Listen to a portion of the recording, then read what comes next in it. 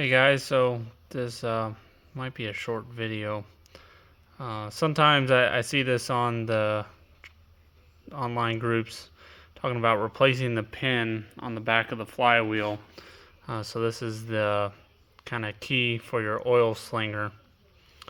And you can see mine is pretty darn wore out. I thought this was threaded, but it turns out you can get this from John Deere. Here's a new one.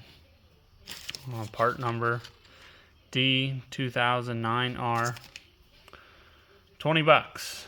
Expensive little pin. But anyway, so I don't feel like this is going to last worth a hoot. So what I anticipate is I'm going to have to break that off, file that off, find the center, and drill a hole. Then I wonder if this is like a press fit or yeah, just kind of a tight fit or what. So I don't know. I don't know how this is gonna go. We'll see. Alright, so kind of interesting. I broke it off. It was flat, flush. I started to kind of file it down. Then I hit it with a punch to get my center, and it actually shoved the rest of the pin down and exposed the hole. So I may actually tap that down a little bit more, but then that's good for me because then you know, I can get the right size of hole, hopefully. Alright, so interesting enough, this hole, you of course won't be able to see it with the camera, actually goes pretty darn deep. Way deeper than this pin is. So as you're drilling through, you'll actually break through the old pin at some point. I drilled a 3/16 hole.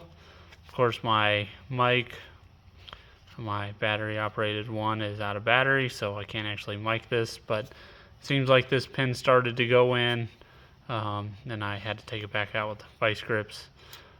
So we'll see if we can tap this baby in there.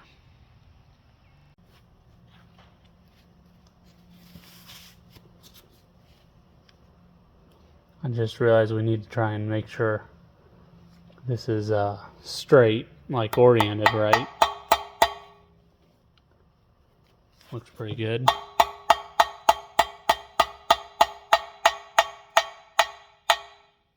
Well, kind of like my wife's uncle says, just like downtown. So there we have it. That's all cleaned up. We'll get the filings out of here. And, that was actually pretty easy. So we'll get this back on the tractor, and just to be sure,